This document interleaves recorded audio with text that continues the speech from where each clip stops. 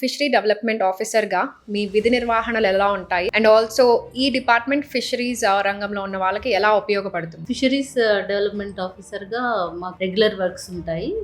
Lease system, licensing system ఉంటుంది. Schemes implementation చేయడం జరుగుతుంది. లీజ్ సిస్టంలో భాగంగా మేము ఆయా ఏరియాలో ఉన్న చెరువులని ఆ విలేజ్ కన్సర్న్డ్ సొసైటీస్ ఉంటాయి, వాళ్ళకి కౌలుకి ఇవ్వడం జరుగుతుంది. ప్రతి సంవత్సరము కౌలుకి ఇస్తాము. ఈ లైసెన్సింగ్ సిస్టమ్ అనేది రిజర్వాయర్స్ లో ఇంప్లిమెంటేషన్ చేయడం జరుగుతుంది. ఈ లైసెన్సింగ్ సిస్టమ్ లో నామినల్ గానే ఉంటుంది లైసెన్స్ అమౌంట్ కూడా 300 రూపీస్ అంతే. ఫిషర్మెన్ కి ఎక్కువ బరువు వేయము. లీజ్ రిసీవింగ్ కానీ లైసెన్స్ ఇవ్వడం కానీ నామినల్ గానే ఉంటుంది వాళ్ళ రెంటల్ ఫిక్సేషన్.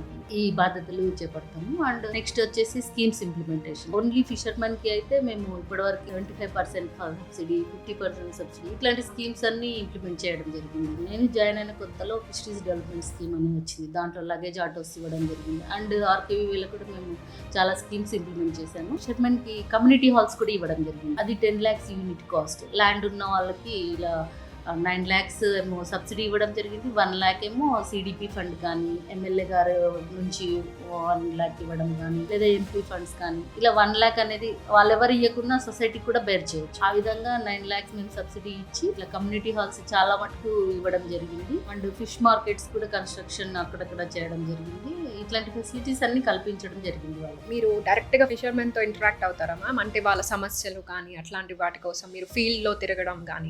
ఫిషర్మెన్ ఆఫీస్కి వచ్చి మాతో షేర్ చేసుకున్నా సరే, లేకపోతే మేము కూడా సంఘాల వరకు వెళ్తాము. సంఘాల వరకు వెళ్ళి వాళ్ళ యొక్క మీటింగ్స్ కండక్ట్ చేయడం వల్ల వాళ్ళకి ఏం కావాలనేది మాకు తెలుస్తుంది. దానివల్ల వాళ్ళకి వాళ్ళ లైవ్లీహుడ్ ఎలా జరుగుతుంది, అండ్ వాళ్ళ ఇన్కమ్ ఎట్లా ఉంది, వాళ్ళ ఇన్కమ్ ఎట్లా జనరేట్ చేసుకుంటున్నారు, ఎన్హాన్స్గా ఉందా లేదా అనేది ఒక అసెస్ చేయొచ్చు అనమాట.